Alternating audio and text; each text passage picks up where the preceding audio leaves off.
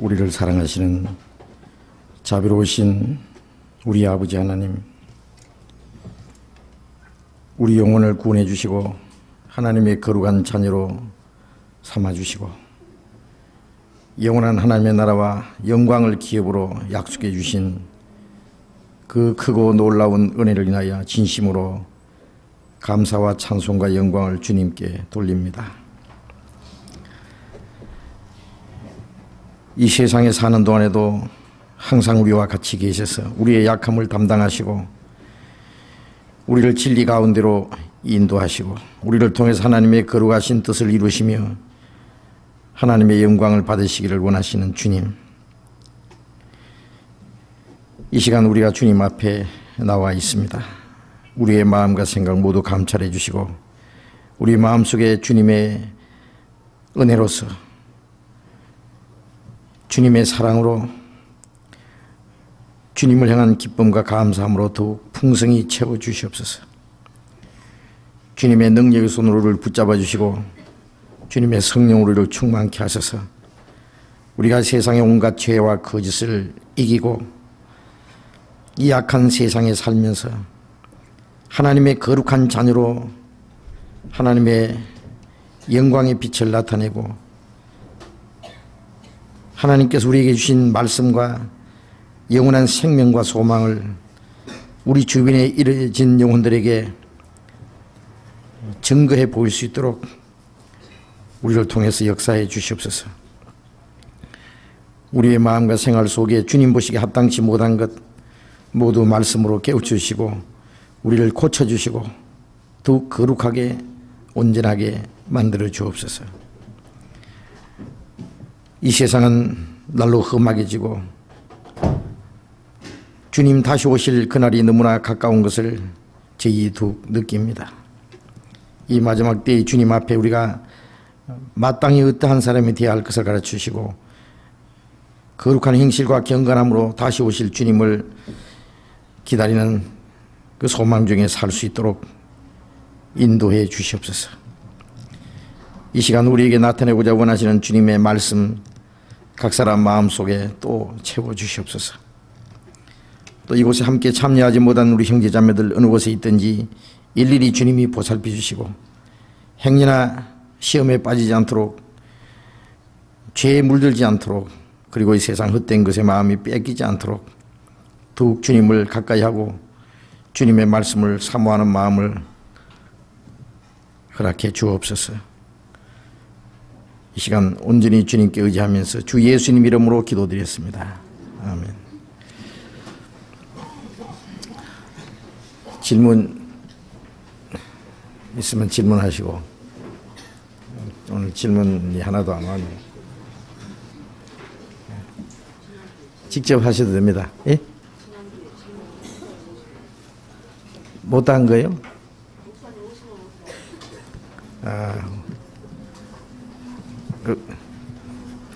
질문 있으면 하시고 없어요?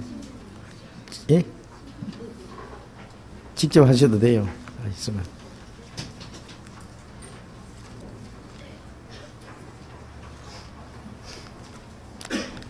질문 없으면 이제 사도행전 찾겠습니다. 사도행전 4장.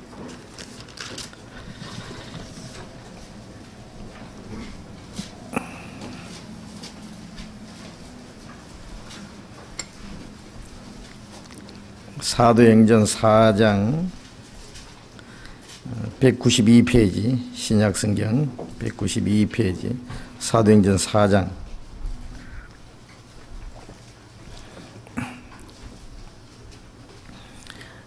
1절부터 읽겠습니다.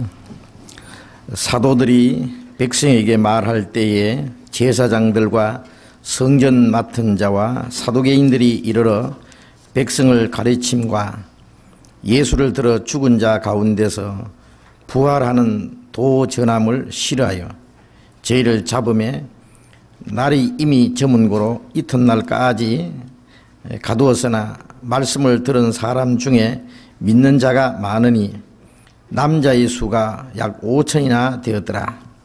이튿날에 관원과 장로와 서기관들이 예루살렘에 모였는데 대제사장 안나스와 가야바와 요한과 알렉산더와 및 대제사장의 문중이 다 참여하여 사도들을 가운데 세우고 묻되 너희가 무슨 권세와 네 이름으로 이 일을 행하였느냐?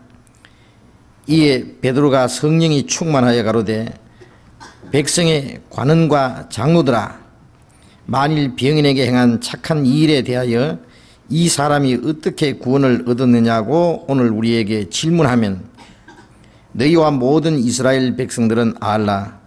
너희가 십자가에 못 박고 하나님이 죽은 자 가운데서 살리신 나사렛 예수 그리스도의 이름으로 이 사람이 건강하게 되어 너희 앞에 섰느니라.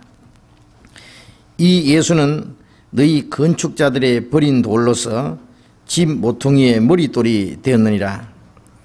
다른 이로서는 구원을 얻을 수 없나니 천하 인간의 구원을 얻을 만한 다른 이름을 우리에게 주신 일이 없음이니라 하였더라. 거기까지 하겠습니다.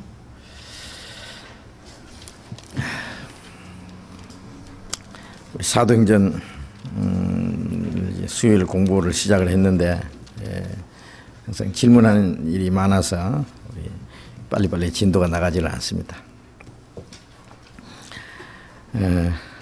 이 사도행전은 예수님이 성천하신 이후에 성령을 받은 사도들이 예루살렘부터 시작해서 이제 복음을 전하는 가운데 일어났던 그 일들을 기록한 말씀입니다.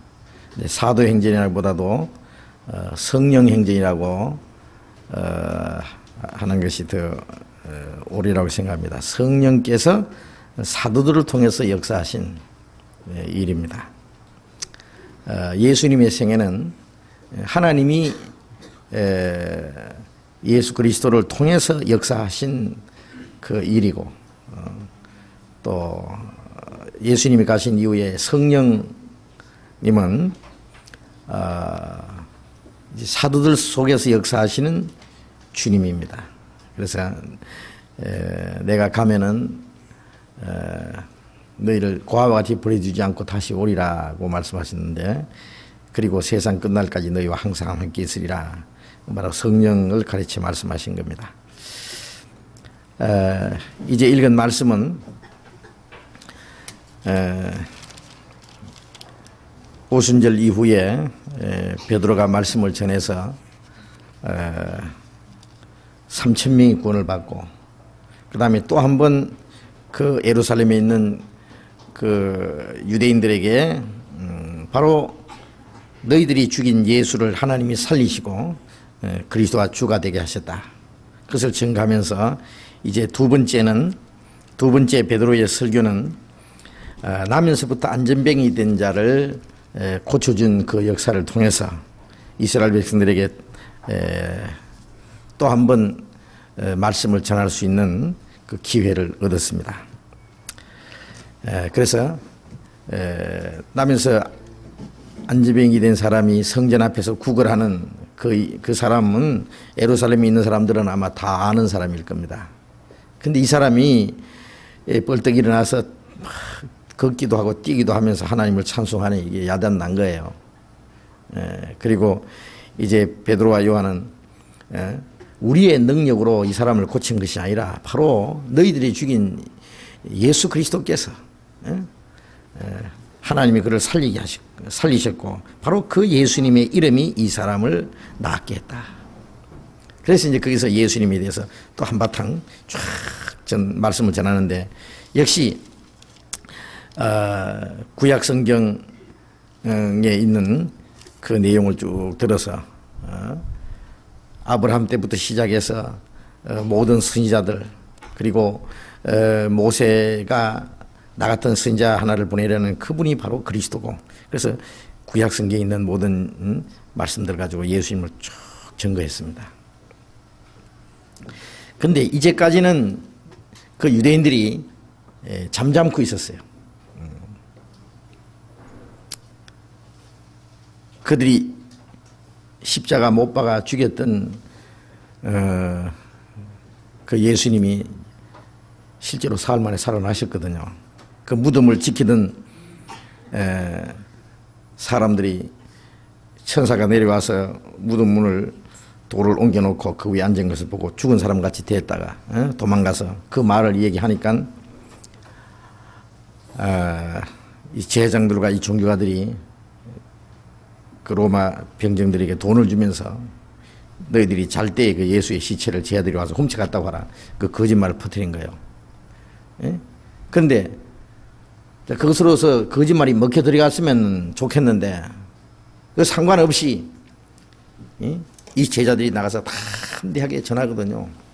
그리고 뭐 거짓말보다는 이 진리가 더 힘있게 전해지는 거예요.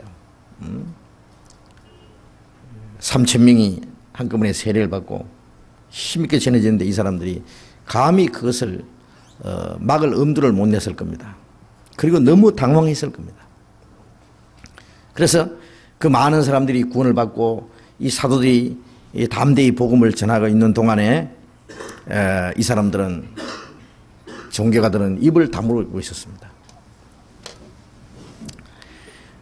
그런데 이제 와서는 이제 안지맹이 됐던 사람이 나와서 걸어다니고 그 사람이 산 증인이에요. 이제 그 증거를 보여주면서 바로 이 너희가 아는 사람, 이 사람 바로 고치 주신 분이 바로 예수다. 너희가 죽인 바로 예수님. 그분이 이 사람을 낫겠다. 자, 그러니 이제 말로만 아니라 실제 어떤 그 증거를 통해서 이제 복음이 전해지는데 많은 사람들이 이제 그것을 믿고 따르는 것을 보고는 이 종교가들이 너무너무 아마 놀래고 당황했을 겁니다. 그래서 4장 1절에 보면은 사도들이 백성에게 말할 때에 베드로와 요한 이 두 사도입니다.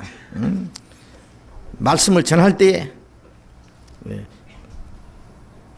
제사장과 성전 맡은 자와 사두개인이 이르러 백성을 가르침과 예수를 들어 죽은 자 가운데서 부활하는 도 전함을 싫어하여 저희를 잡으며, 자, 말씀을 전하는 도중에 아직 이 설교를 마치기도 전에 베드로 요한을 잡았습니다. 그로 인해서 말씀이 중단이 된 것 같습니다. 이 사도들을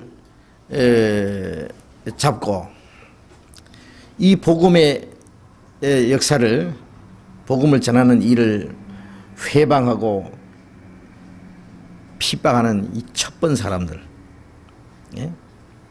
이 사람들은 제장들과 성전 맡은 자와 사두개인들이라 그랬는데 바로 이 사람들은 예수님을 잡아 죽이는데 직접 나서서 공을 세웠던 사람들입니다. 바로 이 사람들이.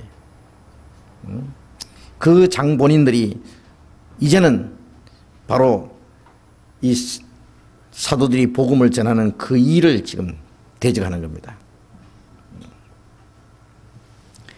누가복음 22장 잠깐 찾아봅시다. 누가복음 22장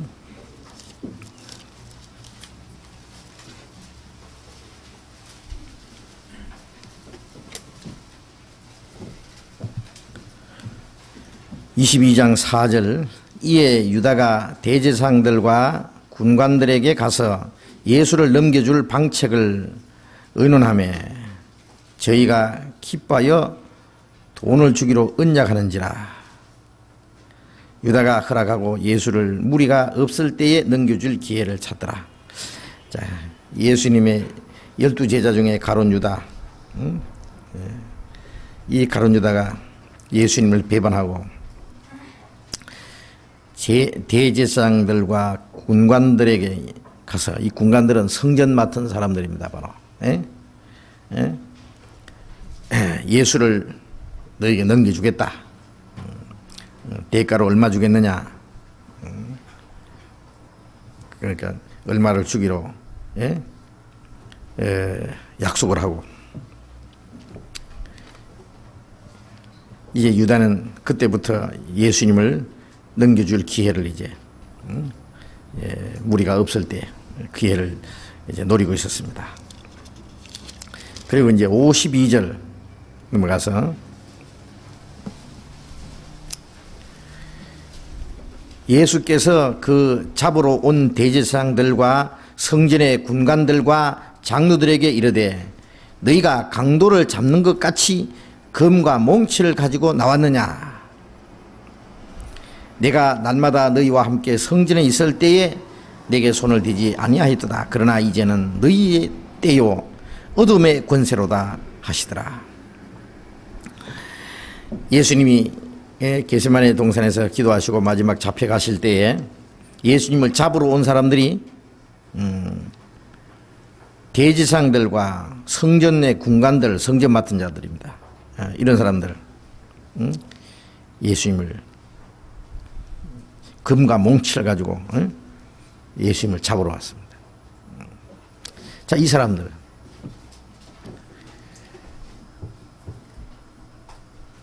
예수님을 통해서 하나님의 능력이 나타나는 것도 보았고 예수님의 말씀도 들었지만은 그들의 이 거짓된 종교적인 그 권위 때문에 예수님을 배척하고 예수님을 잡아 죽임으로써 그것으로 모든 것이 끝날 줄 알았던 사람들, 이제 그들이 죽인 예수님의 이름이 더 힘있게 전해지고 많은 사람들이 그걸 믿는 걸 봤을 때 그들의 위치가 흔들리고 자기들의 종교적인 권위가 무너지는 것을 느낀 겁니다. 위협을 느꼈을 겁니다. 오히려 이제 그들의 거짓된 것이 드러난 그런 위협을 느꼈을 겁니다. 그들이 참으로 하나님을 두려워하고 정말 그들 속에 조금이라도 진리를 찾는 마음이 있다면 그렇게 하나님을 도전하고 하나님의 능력이 눈에 나타나는 걸 보면서도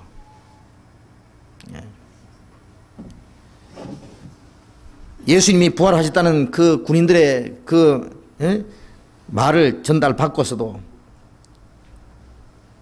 제자들이 훔쳐갔다는 그 거짓말을 퍼뜨린 사람들, 그리고 그 예수님이 바로 나면서부터 안진뱅이 된 이 사람 고쳐준 것, 그것을 눈으로 뻔히 보면서 자기들이 도저히 이제는 부인할 수 없는 그 증거가 나타났는데도 끝까지 회개하지 않고 강팍한 마음을 가지고 완고한 마음을 가지고 그 이 진리를 끝까지 대적하려고 하는 이 사람들의 그 교활함은 이것은 인간이 상상할 수 있는 그 이상입니다. 그건 사탄의 작품입니다. 그렇게 할 수 있는 것은 인간은 그렇게 할 수 없을 거예요. 그들 속에 바로 사탄의 작품입니다. 그것이. 그래서 예수님이 말씀하신 대로 이제는 너희 때요 어둠의 권세로다. 사탄의 권세를 말합니다. 가룟 유다 속에도 사탄이 역사하고, 그리고 함께 예수님을 넘겨주기로 하고 예수님을 잡으러 갔던 이 사람들 속에 바로 사탄이 역사한 겁니다. 사탄의 작품인 것이 틀림없습니다. 요한복음 11장에서 죽은 지 나흘 된 나사로를 예수님이 살리셨을 때도 나사로가 죽었다가 사흘 만에 살아난 것은 온 유대인들이 다 아는 일입니다. 그 나사로 때문에 많은 사람이 믿게 됐습니다. 예수님을 믿게 됐습니다. 그때 그들이 그 하나님의 능력인 줄로 참으로 알아보려고 했습니까? 하나님의 능력을 두려워했습니까? 아니, 예수님을 더욱 미워하고 죽이려고, 나사로까지 죽이려고 했습니다. 그들의 그 완고하고 그 강팍한 그 교활한 것, 그건 사탄의 작품이 아닐 수 없습니다. 그 사단은 지금도 살아 있습니다. 그렇잖아요. 이 진리를 도전하는 사람들. 그래서 어떻게든지 이 진리를 대적하고 하나님의 역사를 예? 망쳐버리고 둘러 엎어버리려고 회방하는 이 무리들의 이 모습은 그들 속에 사탄이 역사한다는 걸 우리가 충분히 알 수 있습니다. 제사장들, 이 사람들 이스라엘 백성들을 위해서 하나님 앞에 제사를 해야 되는 사람들인데 마지막 예수 그리스도께서 대제사장으로서 자기 몸을 하나님 앞에 속죄 제물로 드리시는 분 바로 예수님인데 이 제사장들과 그리고 성전에서 하나님께 봉사해야 될 사람들, 이 사람들이 바로 예수님을 잡아 죽이는데 공을 세우고 앞장섰던 사람들, 바로 자기들이 죽인 예수님이 살아났다고 그걸 전하고 많은 사람이 믿으니까 그것이 싫을 수밖에 없습니다. 끝까지 그것을 막아야 되고, 이걸 결사적으로 이제 둘러 엎어야 되는 거예요. 반대해가지고. 그리고 이 사두개인들은 또 어떤 사람들이냐 하면은, 교리적으로는 제사장들과 성전 맡은 사람들, 바리새인들, 이 소위 정통파라는 사람과는 완전히 다른 사람들입니다. 이 사두개인들은.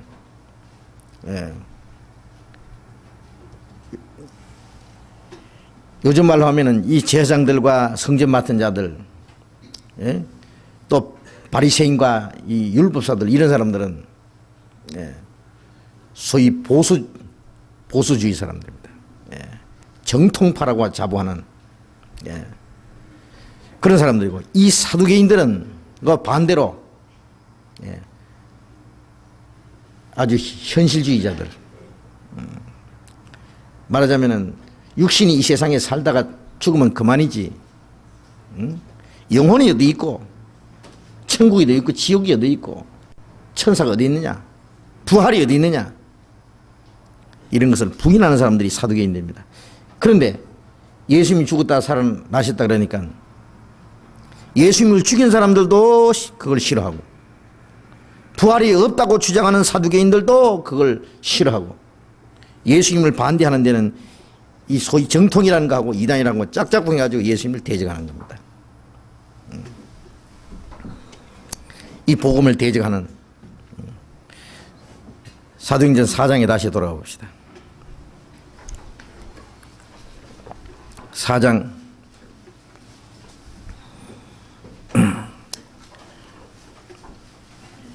3절, 저희를 잡음에 날이 이미 저문 고로 이튿날까지 가두었으나 말씀을 들은 사람 중에 믿는 자가 많으니 남자의 수가 약 5천이나 되었더라. 이 사람들이 이 사도들이 전하는 그 복음을 방해하고 잡았습니다. 잡아가지고 감옥에다가 가둬버렸어요. 이제 재판해야 되는데 그 날이 이미 저물었기 때문에 재판할 수 없고 그 다음 날에 재판하기 위해서 이튿날까지 가두었습니다. 자, 그들이 죽인 예수님이 살아났다고 전하고 나면서 안전병이 된 자를 고쳐줬다는 그 일 때문에 잡혔다 그래요. 이거는 죄목도 정하지 않고 잡은 거예요. 이 두 사람이 잡혀 들어가자마자 말씀을 들은 사람들이 그냥 다 믿게 됐어요. 오순절에 처음 3,000명, 남자 수만, 뭐 여자와 어린 아이들도 많이 있겠죠. 그 다음에 또 2,000명이 더 구원받아가지고 5,000명이 된 겁니다. 두 사람 잡아넣으니까 2,000명이 구원받았습니다. 이거 도대체 어떻게 이걸 막을 수가 있어요? 이 진리를 대적하는 사람들의 모습, 그리고 그것을 상관없이 하나님이 역사하시는 것, 우리는 두 가지 모습을 여기서 볼 수가 있습니다. 예수님이 미리 말씀하셨습니다. 훗날 사람들이 너희를 잡아서 공회로 끌고 가서 너희를 핍박하고 너희를 죽일 것이다. 마태복음 10장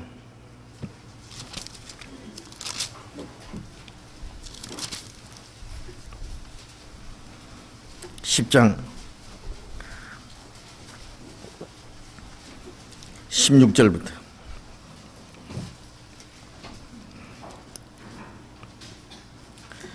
보라, 내가 너희를 보냄이 양을 이리 가운데 보냄과 같도다. 그러므로 너희는 뱀같이 지혜롭고 비둘기같이 순결하라. 사람들을 삼가라.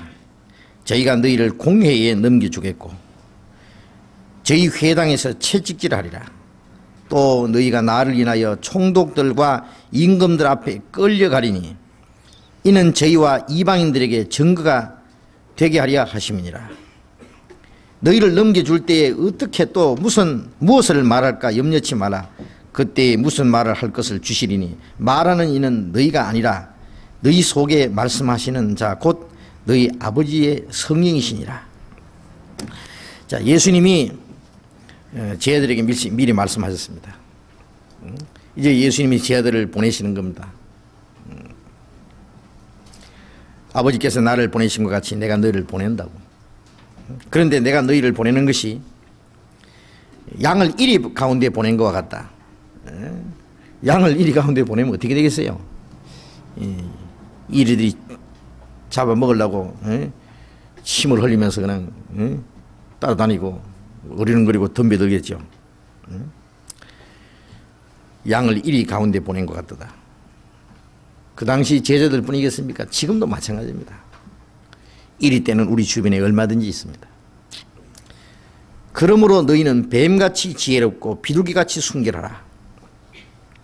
왜 해필이면 뱀같이 지혜로워요? 뱀이 짐승 중에 얼마나 지혜로운지 모릅니다.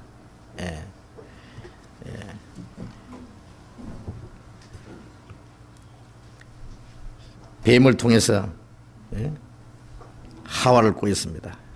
하나님이 지으신 짐승 중에 뱀이 가장 강교하더라. 속이는 자로서. 그래서 이 강교한 이 뱀을 통해서 사탄이 하와를 꼬였습니다.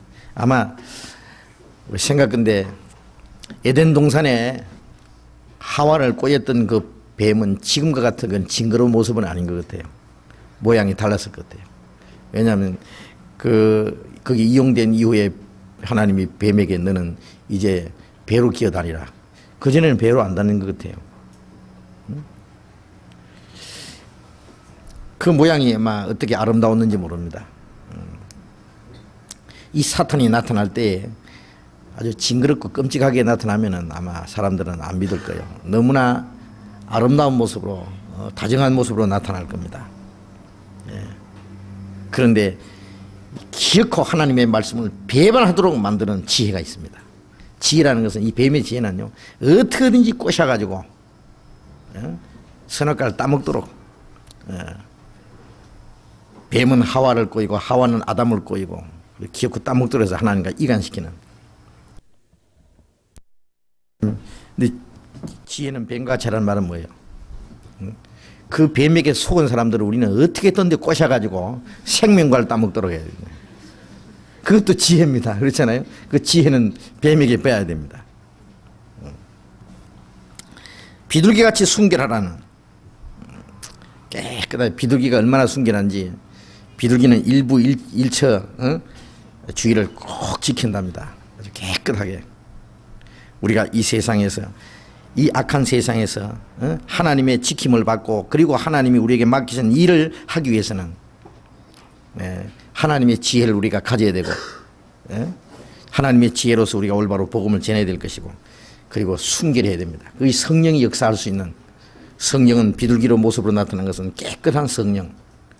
우리가 타락하면은, 우리 죄가 우리 마음에 들어오면 성령은 떠나는 거예요. 성령의 능력은. 비둘기는 놀라서 도망가 버릴 거예요. 순결해야만. 성령이 우리와 함께 계시면 그것이 능력이거든요.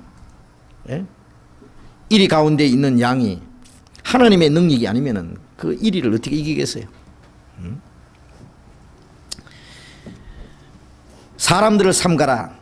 저희가 너희를 공회에 넘겨주겠고 제2회당에서 채찍질하리라. 공회라는 것은 재판정에 넘겨주는 겁니다. 제2회당에서 너희를 채찍질하리라. 또 나를 인하여 총독과 임금들 앞에 끌려가리니 이는 저희와 이방인들에게 증거가 되게 하렵니다. 유대인들이 예수님을 잡아가지고 총독 빌라도 앞에 끌고 가서 이 사람은 가이사에게 세금 바친 걸 금하고 유대인이 왕이라 그러고 백성을 미혹해 하는 자입니다. 이런 놈은 죽여야 됩니다 하고 기어코 죽이게 한 것처럼 이들이 이제는 주님의 제자들을 잡아가지고 총독들과 임금들 앞에 끌고 가는 거예요. 그래서 사도 바울도 총독 앞에 벨릭스 각하 앞에 끌고 가서 이런 놈은 죽여야 된다고. 연병 같은 놈이라고.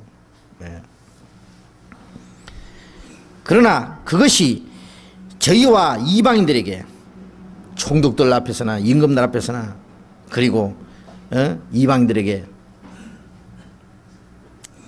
전도할 수 있는 기회가 될 것이다. 임금 앞에 끌려가면 임금 앞에 전도하고 재판장에 끌려가면 재판장 앞에서 전도하고 너희를 넘겨줄 때에 또 무엇을 말할까 염려치 마라.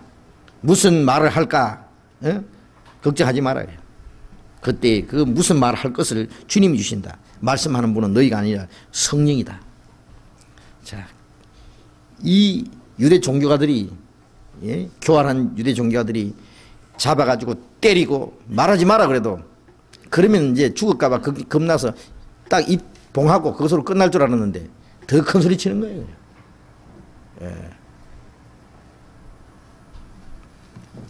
왜 그들의 하는 말을 그들이 당할 수가 없습니다. 너무 그것은 확실하니까. 너무 말이 힘이 있고 사실이기 때문에. 요한복음 15장 20절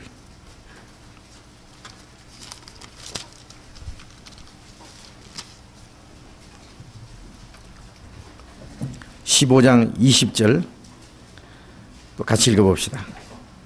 내가 너희들어 종이 주인보다 더 크지 못하다 한 말을 기억하라. 사람들이 나를 핍박하였은즉 너희도 핍박할 터이요 내 말을 지켰은즉 너희 말도 지킬 터이라. 종이 주인보다 크지 못하다 한 말을 들어라. 사람들이 나를 핍박하신지 너희도 핍박할 것이요. 자, 이제 핍박은 시작이 됐습니다. 그때부터 얼마나 많은 핍박이 있습니까? 야고보를 목 잘라 죽이고 스데반을 돌로 쳐 죽이고 주님 일꾼들을 감옥에 가두고 베드로는 거꾸로 십자가 못 박혀주고 바울은 목 잘라 죽고 이 많은 핍박 주님이 하나님의 능력을 가지고 하나님의 자녀지만은 핍박을 받았고 고난을 받고 십자가에 죽기까지 했습니다. 나를 핍박하신 적 너희들 핍박할 거예요.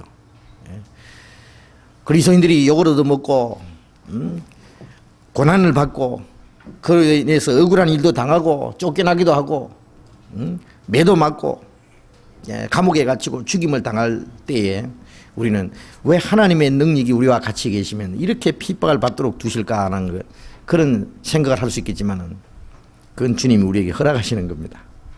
왜 그러냐면은 그 핍박과 고난 중에서도 굽히지 않고 신앙을 지키고 그 말씀을 증거하는 그것이 능력이지 편안한 가운데서 주님 의지하는 그건 진정한 능력이 아닙니다. 참된 그 믿음이라고 하는 것은 그리고 참으로 그 진리를 증거하는 사람은 언제 그 가치가 나타나느냐 하면 많은 사람들이 자기를 배척하고 많은 사람이 핍박하고 그로 말미암아서 많은 고난과 어려움이 올 때 그래도 죽기까지 그 믿음을 지키면서 자기가 증거하는 것을 굽히지 않는 진짜 증인이에요. 편안하고 배부르고 모든 것이 잘 될 때 큰 소리 치고 잘 믿는 것처럼 전도하는 것처럼 하다가 그로 인해서 핍박과 고난이 있고 환난이 있고 굶어 죽게 되고 목 잘려 죽게 될 때는 입을 다물고 도망간다든지 숨 버린다면 그건 진정한 정의라고 할 수 없습니다. 그리고 어떤 사람들이 핍박과 어떤 그 고난과 순교를 당할 때에 그걸 보고 무서워서 입을 다물고 도망가는 게 아니라 똑같이 자기가 죽을 줄 알면서도 그 뒤를 이어서 계속 전하는 거. 그것이 능력이고 그것을 주님이 우리에게 사실 요구하시는 겁니다. 16장 1절 2절 같이 읽어봅시다. 내가 이것을 너희에게 이르면 너희로 실족지 않게 하려 함이니 사람들이 너희를 추리할 뿐 아니라 때가 이르면 무릇 너희를 죽이는 자가 생각하기를 이것이 하나님을 섬기는 예라 하리라. 저희가 이런 일을 할 것은 아버지와 나를 알지 못합니다. 내가 이것을 너희에게 이르면 너희에게 미리 말하는 것은 너희로 실족지 않게 하려 합니다. 왜? 예방주사를 미뤄주는 거다 그 말이에요.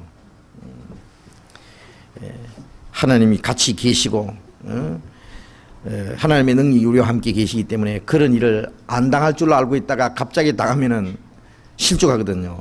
넘어지거든요. 그러니까 아야 미리 알고 그런 핍박이 오면은 올 것이 왔다 하고 주님이 말씀하신 핍박이라는 것이 바로 이것이구나. 미리 준비하기 위해서 그걸 당연한 것으로 여기기 위해서 미리 주님이 말씀하신 겁니다. 사람들이 너희를 추리할 뿐 아니라 쫓아내는 거예요. 유대교에서 출교를 당하면은 이건 완전히 이거는 버려진 겁니다. 버려진 거예요. 요즘에 우리 주변에 있는 그 뭐 주변에서 말이죠.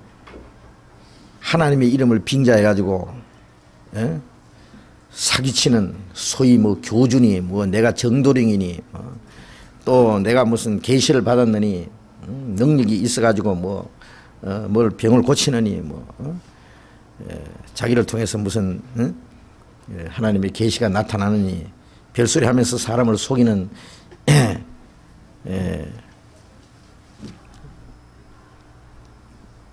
그 사기꾼들, 종교 사기꾼들 그런 사람들이 있고 또 그런 것을 소위 반대하는 잘못됐다 소위 경건파들, 정통파들 그런 사람도 어떻습니까? 도덕적으로야 훌륭하죠. 거룩하게 보이고 경건하게 보이고 어렵게 보이지만은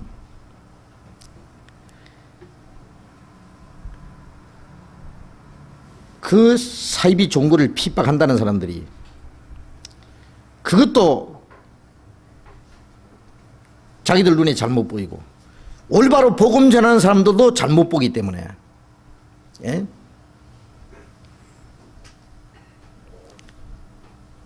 겉으로는 훌륭하고 경건하고 어려운 것 같지만은 그들 속에 생명이 없는 그 사람들도 역시 그들 속에 사탄이 역사하는 것은 동일하다고 생각합니다.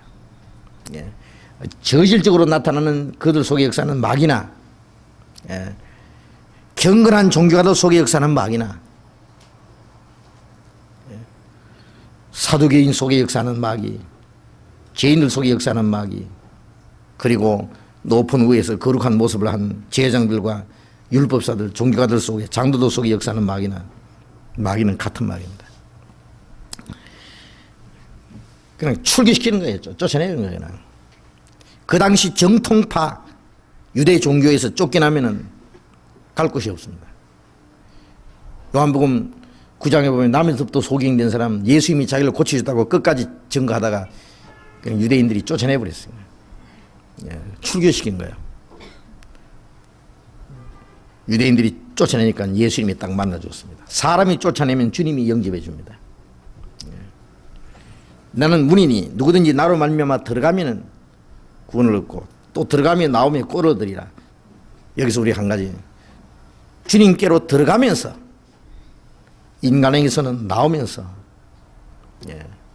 인간에게서 나와야 됩니다. 주님께 들어가려면. 그게 쫓겨나면서 우리는 주님 안에 들어갑니다. 너희를 추리할 뿐 아니라 때가 이르면 물론 너희를 죽이는 자가 생각이를 이것이 하나님을 섬기는 예라 하리라. 이거 착각도 보통 착각이 아닙니다.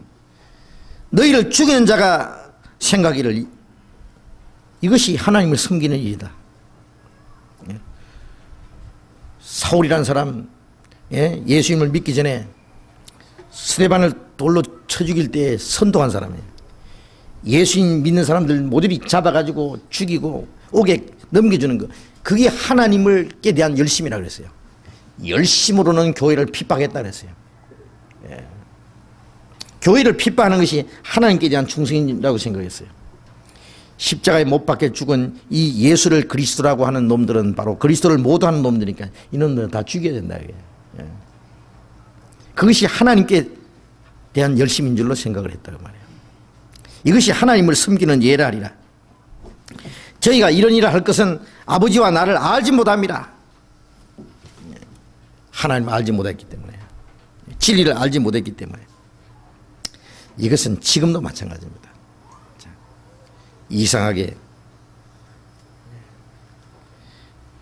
확실한 진리를 증거하는데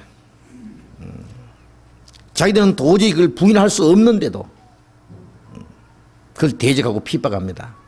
이 복음을 대적하고 핍박하는 죄가 얼마나 큰지, 그것은 도덕적인 죄에 비교할 수 없어요. 유대인들이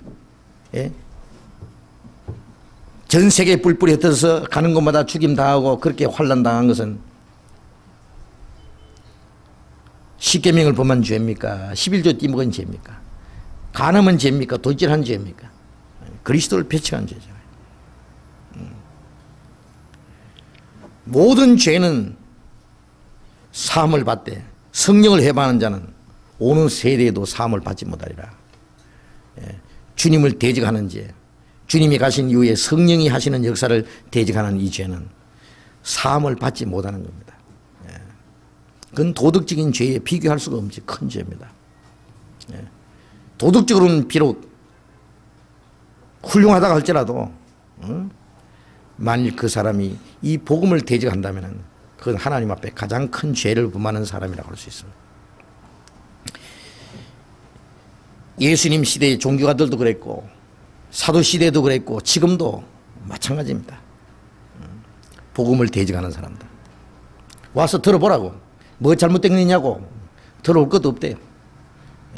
그리고 다 어떤 사람 또 들어보고는 성경엔 틀린 것이 없는데 하여튼 이단이다. 왜 이단이라면? 이단이라 하니까 이단이다. 남이 이단이라. 이것이 이 보통 착각이 아니죠. 너희를 죽이는 자가, 예수님을 죽이는 자, 사도들을 죽이는 자가, 이것이 하나님이 섬기는 예라고. 사도행전 5장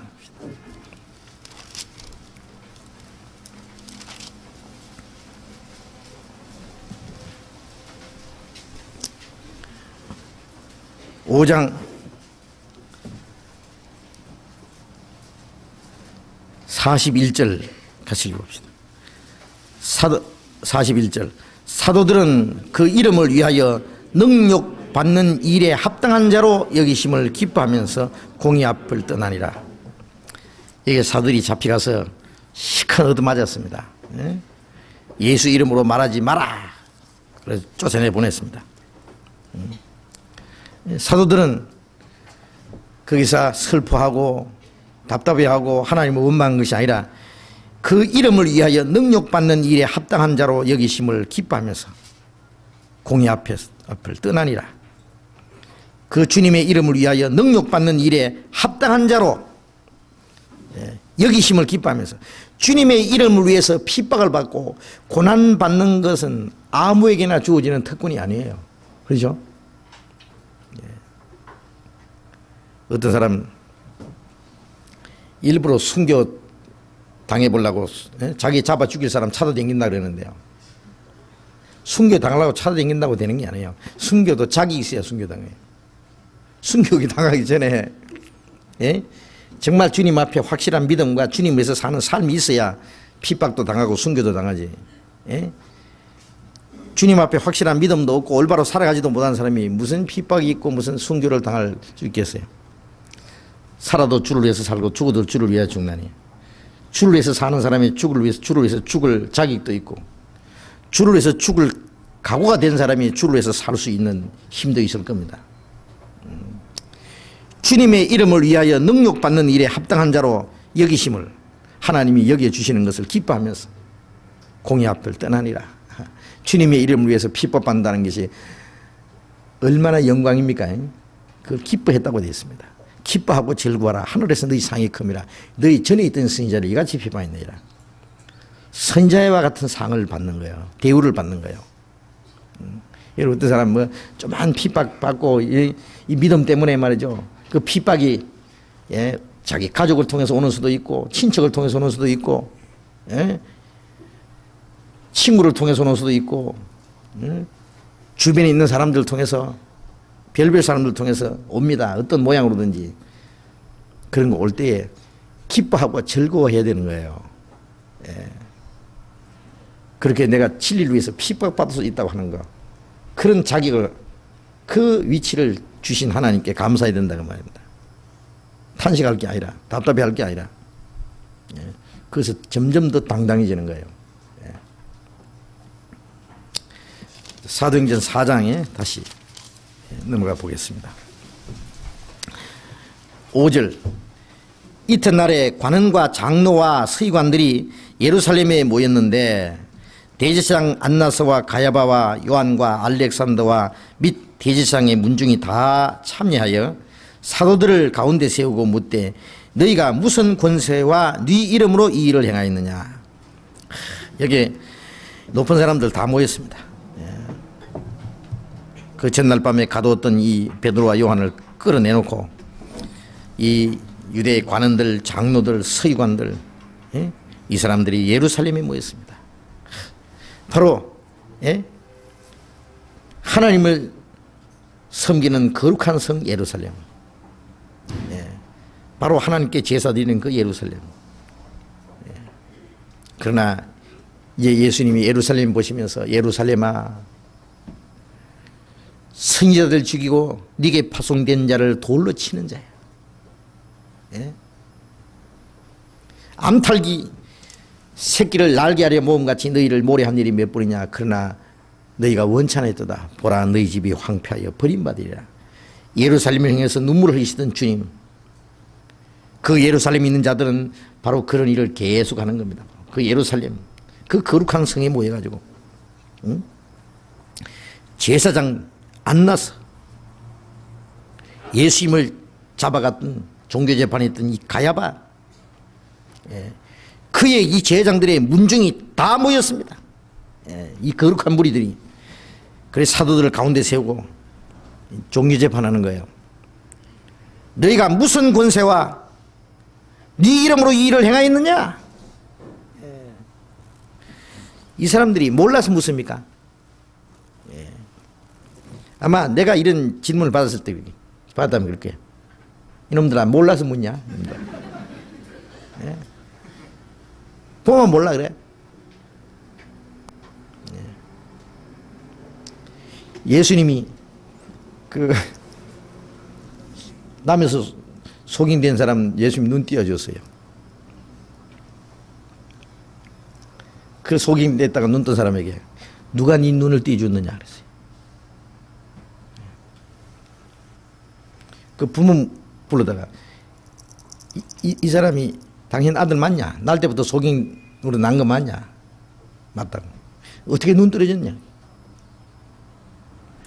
예수님이 눈 띄어줬다면 당장 쫓아내볼 테니까 제가 장사할 때 제가 물어보시오. 누가 네 눈 띄어줬냐? 아, 내가 자꾸 말하고 또 말했는데 몰라서 묻냐 이놈들아. 예수님이 네 눈 띄어줬다. 왜? 하도 답답하니까 말했는데 또 묻는 것은 당신들이 예수의 제자가 되려고 묻습니까? 그랬어요. 이건요, 뻔히 알면서 묻는 거예요. 양심을 속이는 자들입니다. 마태복음 21장 봅시다.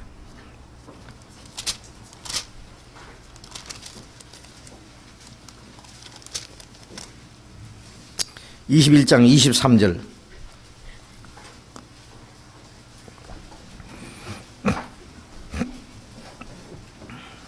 (21장) 23절. 예수께서 성전에 들어가 가르치실 새 대제사장들과 백성의 장로들이 나와 가로되 네가 무슨 권세로 이런 일을 하느냐? 또 누가 이 권세를 주었느냐? 예수께서 대답하시되 나도 한 말을 너희에게 물으리니 너희가 대답하면 나도 무슨 권세로 이런 일을 하는지 이르리라. 요한의 세례가 어디로서 왔느냐? 하늘로서냐 사람에게로서냐? 저희가 서로 의논하여 가로되 만일 하늘로서라 하면은 어찌하여 저를 믿지 아니하였나 할 것이요 만일 사람에게로서라 하면은 모든 사람이 요한을 선지자로 여기니 백성이 무섭다 하여 예수께 대답하여 가로되 우리가 알지 못하노라 하니 예수께서 가라사대 나도 무슨 권세로 이런 일을 하는지 너에게 이르지 아니하리라.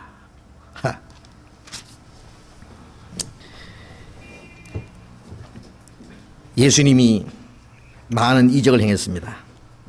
소경의 눈을 뜨게 하고, 예? 저는 자를 고쳐주고, 예? 많은 기적을 행했습니다. 이로 말미암아 예수님이 마지막 예루살렘에 들어오실 때에, 예? 많은 사람들이 그를 찬송하고, 예? 여기서도 호산나 다윗의 이름으로 오시는 이여, 유대인들이 예수님이 행한 능력과 예수님의 말씀, 그 많은 사람이 따는 걸 보고 대제사장들과 백성의 장로들이 네가 무슨 권세로 이런 일을 하느냐? 무슨 권세로 이런 일을 하느냐? 예수님이 그러면 나도 너에게 묻겠다. 네가 대답하면 나도 대답해 주겠다. 요한의 세례가 하늘로서냐 사람에게로서냐? 왜냐하면 요한을 알면 예수님을 알 테니까 내가 누군지 알려면 요한한테 물어봐라 그 말이에요. 요한의 증거를 받지 않은 사람은 예수님을 안 받거든요. 요한의 세례를 받은 사람은 예수님을 믿었습니다. 그것은 회개해야 자기들이 죄를 참으로 알아야만 예수님을 믿게 된다는 말입니다. 요한의 세례를 받지 않는 사람은 예수님을 믿지 않는 거예요. 그러니까 요한부터 알아야 된다. 요한의 세례가 하늘로서냐 사람에게서냐? 하늘로서라 하면은 하늘로서라고 하면 왜 안 믿었냐 할 것이고, 사람이로서라 하면 많은 사람이 세례요한을 선지자로 알기 때문에 백성들이 가르친 저놈들 엉터리라고 하고 그럴 테니 백성이 무섭다. 그래 모르겠다 그러니까 나도 너에게 말 안 주겠다. 왜? 알 자격이 없는 사람들입니다. 자문에 보면 미련한 자에게 대답해 주지 마라 그랬어요. 너도 같이 미련하게 될까 하는 말. 이런 자들은 대답해 줄 필요 없는 거예요. 이 사람들이 예수님을 따라다니면서 자세히 보면은 그 예수님께로 온 예수님이 하신 능력이 어디서 왔는지 몰라요. 니고데모는 밤에 찾아와서 당신은 하나님께로 오신 선생입니다. 당신의 행하시는 일을 하나님이 함께 하지 않으면 아무도 할 수가 없습니다. 니고데모는 알았습니다.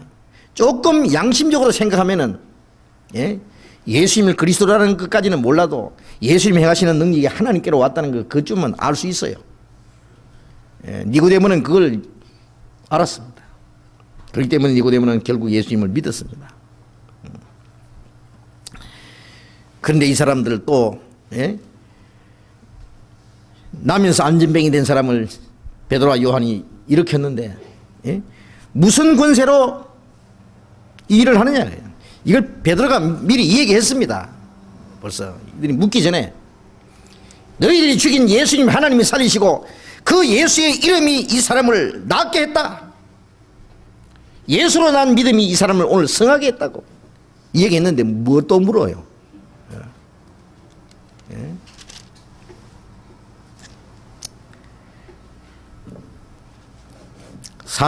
사도행전 4장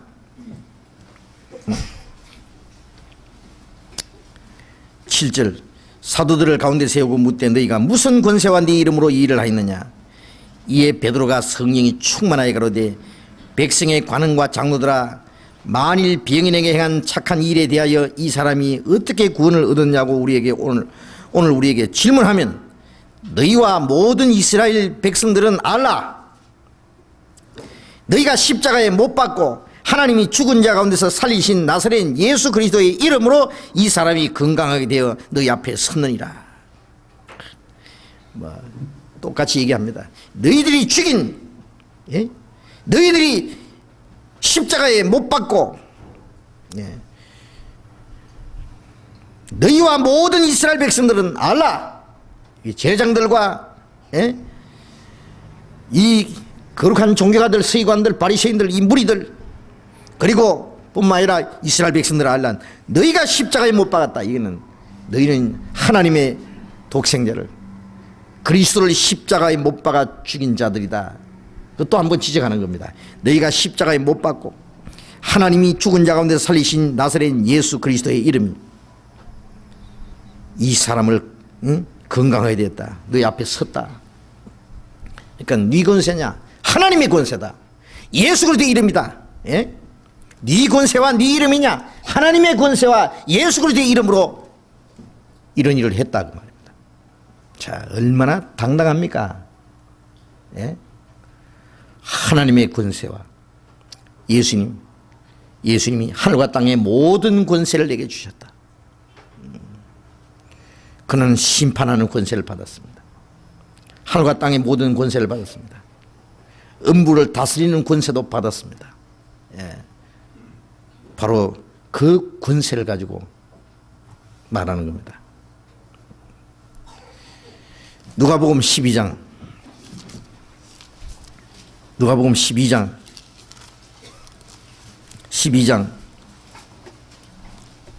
5절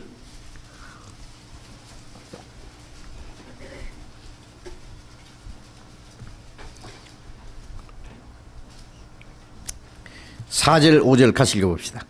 내가 내 친구 너희에게 말하노니 몸을 죽이고 그 후에 능히 더 못하는 자를 두려워하지 말라. 마땅히 두려워할 자를 내가 너희에게 보이리니 곧 죽인 후에 또한 지옥에 던져 넣는 권세 있는 그를 두려워하라. 내가 참으로 너희에게 이르노니 그를 두려워하라. 육신만 죽이는 자를 두려워하지 말고 마땅히 두려워할 자를 내가 너희에게 보이리니 곧 죽인 후에 또한 지옥에 던져 넣는 권세 있는 그를 두려워하라. 죽일 뿐 아니라 지옥에까지 던져 넣는 그 권세 있는 그를 두려워하라. 내가 참으로 너에게 말하는 그를 두려워하라. 자, 모든 사람은 그를 두려워해야 됩니다. 예, 그 하나님을 참으로 두려워하는 사람은 사람을 두려워하지 않습니다. 그렇죠? 하나님을 참으로 두려워하는 사람들, 그리고 그 하나님의 두려움에서부터 해방된 사람들은 하나님의 권세로 말미암아 보호를 받은 사람들 말입니다. 하나님의 권세와 함께 있는 사람들, 예? 그건 사람 두려워하지 않습니다. 예. 이 종교가들이 잡아놓고, 예? 쫓아낸다, 죽인다 그러면 두려워할 줄 알았는데, 예. 당당하게 바로 우리는, 예? 하나님의 권세와 예수 그리스도의 이름으로 전한다. 이 종교가들은 하나님을 두려워할 줄 모르는 사람들입니다. 예. 자기들의 종교적인 권위로 사람을 짓밟고 억누르려고, 예? 사람에게 두려움을 주려고 하는, 예? 스스로 종교적인 권세를 가졌다고 생각하고 그것으로 남을 재판하려고 하는 자들, 그들은 참으로 하나님을 두려워할 줄 모르는 사람들입니다. 예. 조금 있으면 두려워하게 되겠죠, 이제. 응?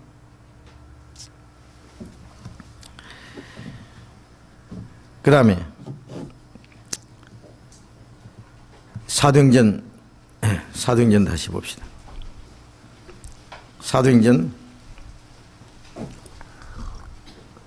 4장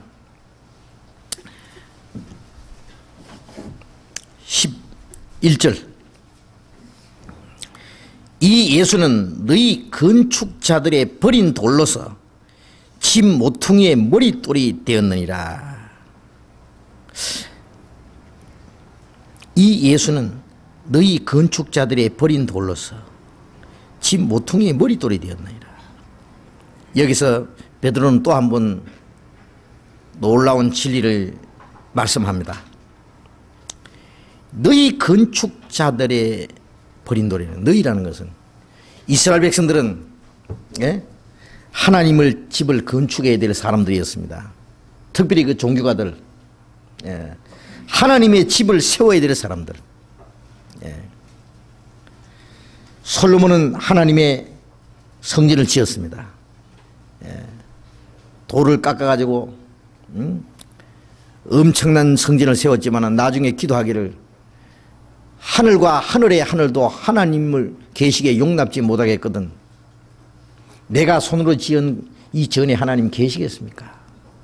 계신 게 아니다 그 말이에요. 스데반은 말하기를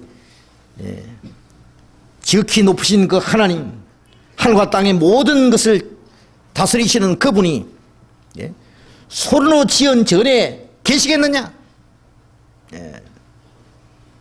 그 설교하다가 돌에 맞아 죽었습니다. 이제 그 손으로 지은 전 말고 하나님이 계실 신령한 집이 지어져야 됩니다. 종교가들은 그 하나님의 집을 건축해야 될 이 건축자이라고 할 수 있습니다. 그들이 올바른 믿음을 가졌다면. 그런데 그들은 하나님이 보내신 그 모퉁이 머릿돌을 그들이 알아보지 못하고 내버려 버렸습니다. 유대인들이 배척하고 버린 예수님, 하나님이 그를 택해서 머릿돌이 되게 한 거예요. 집을 지을 때 제일 먼저 머릿돌을 세우고 그걸 중심에서 집을 세웁니다. 예수님은 모퉁이 머릿돌입니다. 나머지 돌은 뭐예요? 거듭난 성도들이 그에게 연결되어서 신령한 집이 되겠죠. 자, 예수님은 유대인들에게 버림을 받아가지고, 유대인들에게 버림 받았지만은 그는 하나님이 그를 택해서 머릿돌이 되게 하고, 그로 말미암아 진정한 하나님의 집이 이루어질 것을 예수님 오시기 약 1000년 전에 미리 예언이 되어 있었습니다. 시편 118편, 시편 118편 22절,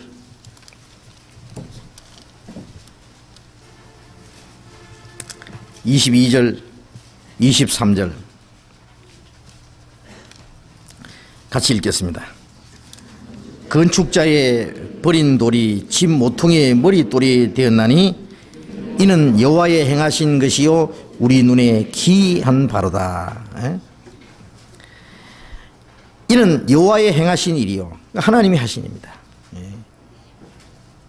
유대인들이 배척한 예수님이 구주가 되시고 하나님의 집에 모퉁이 머릿돌이 되게 하셨다. 마태복음 21장, 신약 마태복음 21장 42절, 42절. 예수께서 가라사대 너희가 성경에 건축자들의 버린 돌이 모퉁이의 머릿돌이 되었나니 이것은 주로 말미암아 된 것이요 우리 눈에 기이하도다 함을 읽어본 일이 없느냐.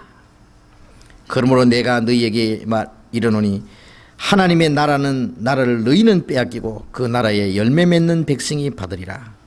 자, 예수님은 유대인들에게 버림을 당하신 예수님이, 하나님이 그를 모퉁이 머릿돌로 세우실 것을 시편에 예수님 오시기 1000년 전에 기록된 그 말씀을 예수님이 여기에 인용해서 말씀하셨습니다.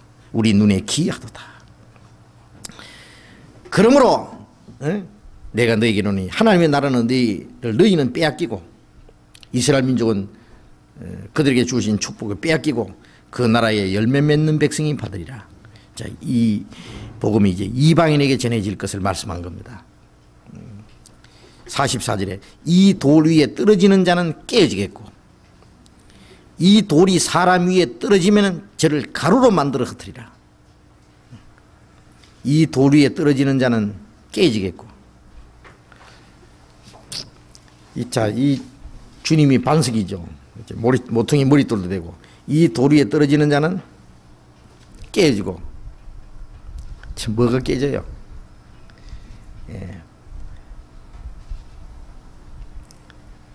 자기의 이 완악한 것이, 교만한 마음이, 거짓된 마음이 이 돌 앞에서 깨져야 됩니다. 그것이 깨지지 아니하면은 주님이 다시 오실 때 이 돌이 그 위에 떨어져서 박살을 내버릴 것이다 그 말이에요. 다니엘서 2장에 보면은 사람의 돌로, 사람의 손으로 하지 않는 뜨인 돌이 날라와서 그냥 우상을 박살낸다 그랬죠. 가루로 돼 날아간다. 주님이 재림입니다. 그것은 주님이 재림하셔서 박살 내기 전에 자기가 주님 앞에 박살이 나야 됩니다. 먼저 깨져야 된다 말이에요. 깨져요.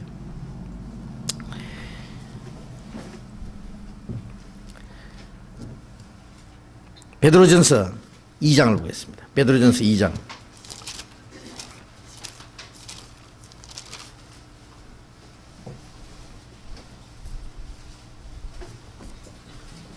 베드로전서 2장.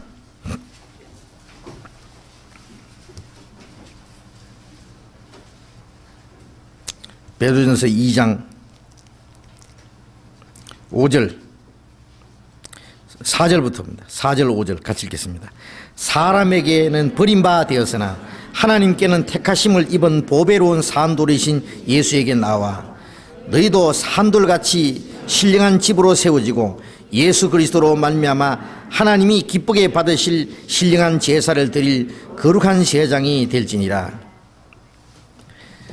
사람에게는 버림받았으나 하나님께는 택하심을 입은 보배로운 산돌이신 예수께 나와.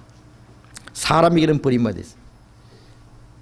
이스라엘 백성에게 버림받으신 예수님, 하나님께 택하심을 입은 보배로운 산돌, 모퉁이 머릿돌인 예수님에게 나와 너희도 산돌같이 신령한 집으로 세워지고. 예수님은 모퉁이 머릿돌이고 구원받은 사람은 거기에 연결돼서 신령한 집이 있죠. 신령한 집으로 세워지고 그 하나님이 계실 집이 지어져 가는 겁니다. 예수님 모퉁이 머릿돌. 또 에베소서 2장 봅시다. 에베소서 2장.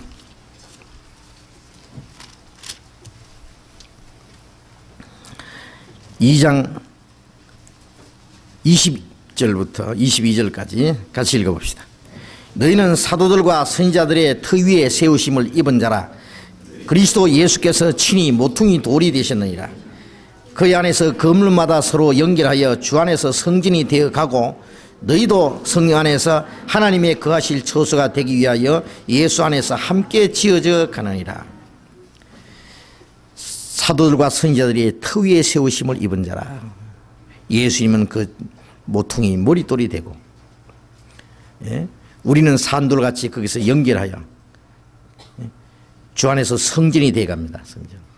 거듭나야 산돌이 되고 그 연결됩니다. 예수님도 사람에게 버림받아서 하나님이 택하신 모퉁이 머릿돌이 됐고, 우리도 구원받으면 사람에게 버림받아도 괜찮습니다. 하나님께 택하심을 입기만 하면은. 그렇죠? 예. 사람이 볼 때는 형편없습니다. 예. 능력을 입고 이유 없이 욕도 먹고 그래도 참고, 예? 쫓겨나고 핍박을 받고, 그래도 하나님은 그런 자를 택해서 유대인들에게 받았으나 하나님께 택함을 받은 모퉁이 머릿돌에게다 연결을 시킵니다. 쫙 연결시켜가지고 신령한 집이 돼갑니다. 예. 거기는 죽은 돌은 그 사이에 끼일 수 없습니다. 거듭나지 못한 자는 그 하나님의 집이 지어지는 그게 쓰일 수 없습니다. 산돌같이. 그래서 성전이 돼갑니다. 신령한 성전이. 너희도 성령 안에서 하나님의 거하실 처소가 되기 위하여 예수 안에서 함께 지어져 가느니라. 저는 오늘도 교회당 짓는데 가서 이제 쭉 하나하나 자꾸 일이 진행돼 가는 것을 보면서 뭘 느끼느냐 하면 우리 그리스도인들의 마음이 거기 하나하나 쌓이는 것. 벽돌도 세워지고 그게 여러 가지 그 재료가 쓰여져서 하나의 집이 지어져 가는 걸 보면서 여기 보이지 않는 신령한 집이 돼 간다. 거듭난 그리스도인들의 마음과 뜻이 그리고 희생이 모여져서 그게 보이지 않는 신령한 집이 돼 가는겁니다. 그 보이지 않는 집이 돼 가는 그것이 보이는 하나의 모습으로 나타나는 것입니다. 틀림없이.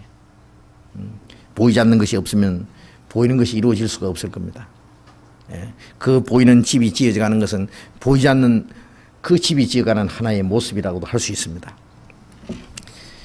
그게 하나님이 계시는 신령한 집, 그 집이 완성되면은 주님이 오십니다.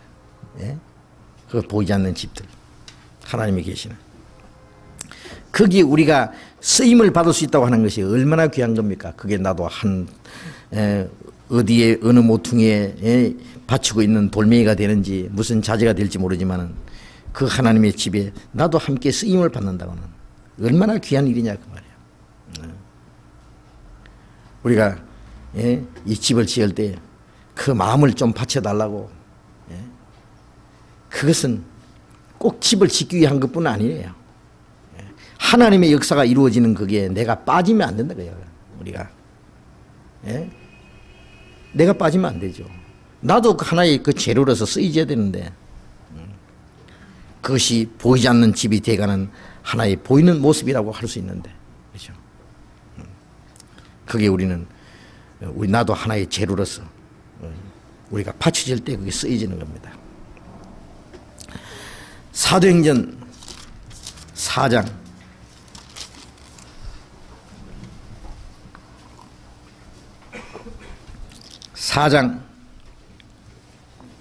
11절. 이 예수는 너희 건축자들의 버린 돌로서 집 모퉁이의 머릿돌이 되었느니라. 다른 이로서는 구원을 얻을 수 없나니 천하 인간의 구원을 얻을 만한 다른 이름을 우리에게 주신 일이 없습니다. 다른 이로서는 구원을 얻을 수 없다. 이제 베드로는 유대인들에게 분명히 얘기합니다. 이 예수 그리스도만이 구원을 받을 수 있는 하나님이 주신 유일의 길이다. 천하 인간에게 구원을 얻을 만한 다른 이름을 우리에게 주신 일이, 하나님이 우리에게 주신 일이 없다.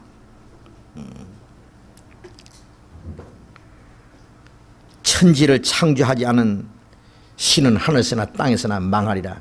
천지를 창조하신 그 분만이 한 하나님이고 그 하나님이 우리에게 주신 구원의 길은 단 한 길밖에 없습니다.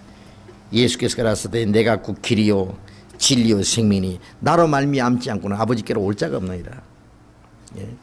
예수 그리스도를 통하지 않고는 구원받을 길이 없다 그 말이에요.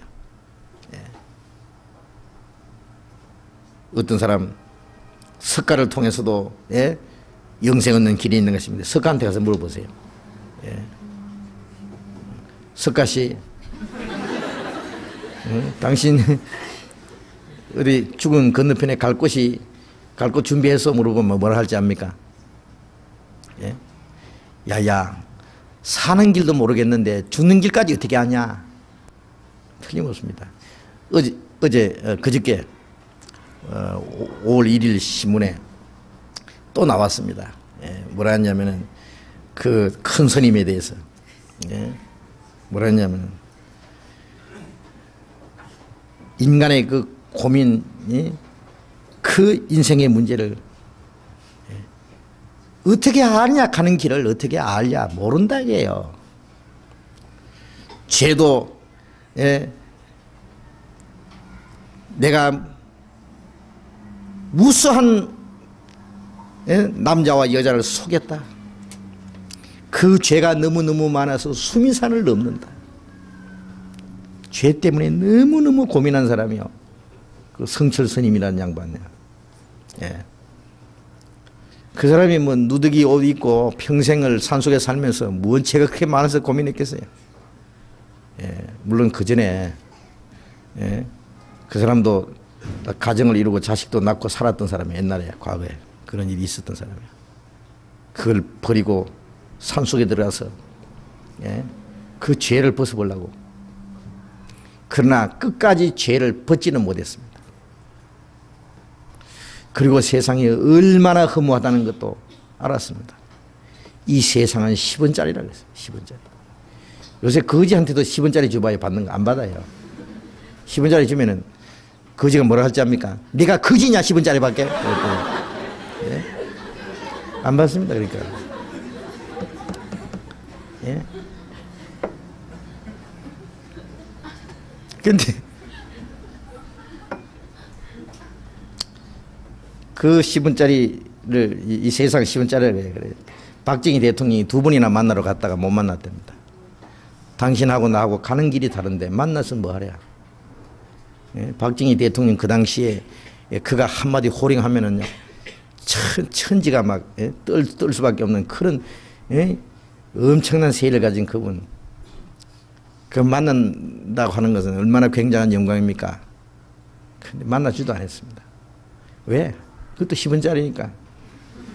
근데 그 10원짜리라는 거 알았는 건 정말 잘 알았어요. 그렇잖아요? 예, 뭐 우리는 10원짜리 뿐입니까? 1전짜리도 안 되면 사실은요. 근데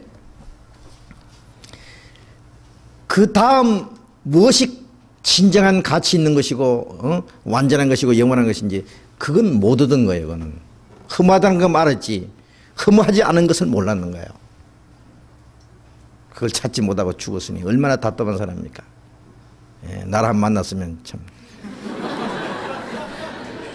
예, 뭐 박 대통령 만나봐야 소용없어요. 날 만나야지.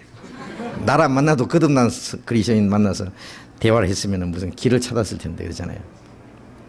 이 길 밖에는 뭐 딴 길이 있겠어요? 예? 예. 다른 길로서는 구원을 얻을 수 없다. 예. 제가 지난 주간에 들은 얘기입니다. 광주에서요 중 한 분이 진짜 중이래요. 그 사람은. 예. 근데 구원을 받았답니다. 구원받고 지금 교회 나온대요. 예. 아이 참. 예. 예. 중도 잘하면 구원받을 수 있어요.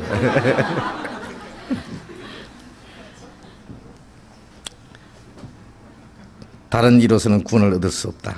그렇죠? 예. 또 고린도전서 8장 15절 예. 고린도전서 8장 5절 15절 아니고 5절 같이 읽어봅시다. 비록 하늘에나 땅에나 신이라 칭하는 자가 있어 많은 신과 많은 주가 있으나 그러나 우리에게는 한 하나님 곧 아버지가 계시니 만물이 그에게서 났고 우리도 그를 위하며 또한 한 주 예수 그리스도께서 계시니 만물이 그로 말미암고 우리도 그로 말미암았느니라. 비록 하늘에서나 땅에서나 신이라 칭하는 자가 있어 많은 신과 많은 주가 있다. 이게 사람이 만들어낸 신이고 많은 주지요. 그러나 우리에게는 한 하나님이 계시고 한 주님이 계십니다. 그렇죠? 우리에게 구원받을 수 있는 한 길을 주셨습니다. 예수 그리스도.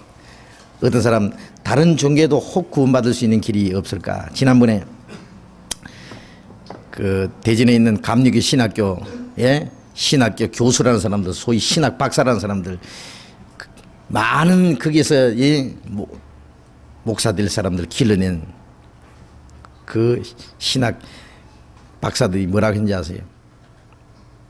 예, 기독교 말고도 다른 종교에도 구원이 있다 그랬어요. 성경에는 뭐라고 했어요? 없다 그랬습니다. 예. 예수 그리스도로 말미암지 않고 하나님께 갈 수 있습니까? 예수님이 나로 말미암지 않고는 아버지께로 올 자가 없다고. 다른 이름을 주신 일이 없다. 그건 틀림없는 일입니다. 예수님 말씀하신 대로 사람이 거듭나지 않으면 예수 그리스도로 말미암아 구원받아서 그 하나님의 자녀로 태어나는 아들의 영을 받아서 하나님의 아들로 태어나는 경험이 없으면 다른 방법으로는 구원받을 길이 없는 겁니다. 이스라엘 백성들에게 그 구원의 길에 대해서 분명히 그것까지 증거한 겁니다. 너희가 잡혀가면은 재판을 받을 때 그것이 증거할 수 있는 기회가 되리라. 재판하려고 사람을 재판대 위에 세워놨더니 한바탕 전도하는 거예요. 자, 우리도 여기서 우리 한 가지 생각해야 될 게 있습니다. 우리는 어떤 경우에도 하늘과 땅의 모든 권세를 맡으신 주님, 우리에게 구원받을 수 있는 한 길을 주신 주님, 그리고 그 사실을 우리가 증거해야 될 사람들, 우리가 어떤 사람 앞에 이 사실을 우리가 감출 수 있고 그걸 두려워하고 이걸 증거하지 않을 수 있겠어요? 분명히 그것을 전해야 될 책임이 있고, 믿고 안 믿는 건 자기 책임이고, 그것을 위해서 우리가 이 땅에 살아가야 될 겁니다. 그 주님의 복음이 전해지는 그 일은 하나님이 우리에게 구원받을 수 있는 한길을 주셨다는 이 사실을 우리가 전해야 되는 그 일은 우리 아직 끝나지 않았기 때문에 그 사실을 전하기 위해서 우리가 이 땅에 산다는 건 잠시도 잊지 말아야 될 것입니다. 기도하십시다.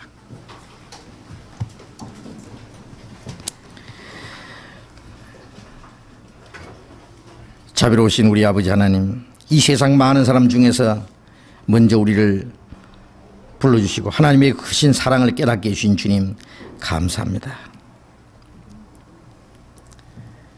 우리에게 영원한 생명과 소망을 주신 주님, 우리에게 주신 이 놀라운 이 은혜와 이 영광스러운 축복은 이 세상에 그 무엇과 비교할 수 없습니다. 우리는 우리가 믿는 이 진리를 위해서 우리의 남은 생애를 살아가고 이 사실을 증거하기 위해서 우리가 이 땅에 살아있다는 것을 압니다. 이 세상 사람들은 우리를 욕하고 핍박하고 우리를 버릴지라도 주님이 우리와 함께 계심으로 우리는 조금도 외롭지 않고 두려워할 것도 없습니다. 어떠한 환난과 고난이 있을지라도 우리는 우리에게 주신 주님의 생명과 진리를 전할 수 있도록 우리에게 더욱 용기와 또 지혜와 능력으로 힘을 피워 주시옵소서.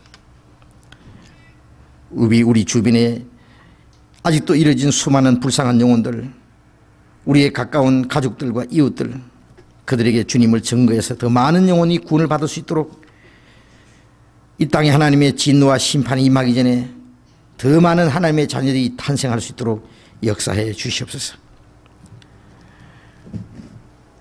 우리가 주님의 복음을 위해서, 주님의 교회를 위해서 우리의 마땅히 할 일들, 우리에게 맡겨주신 일들 충성을 다할 수 있도록 주님의 복음을 위해서 계획하고 행하고자 하는 모든 일들 주님 뜻대로만 이루어 주시기를 간절히 기도합니다.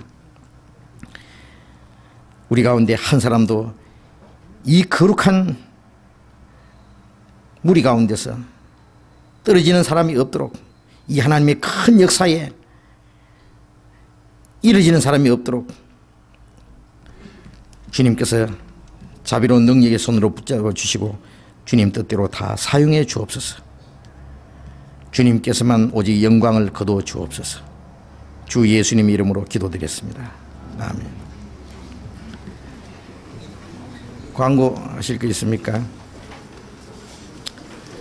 이번 토요일에 결혼식이 있습니다. 결혼식이 이번 토요일 5월 7일 1시 30분에 전계덕 형제님과 고미양 자매님 결혼식이 있는데 많이 참석해서 축복해 주시기 바랍니다. 네, 광고 한 가지 하겠습니다.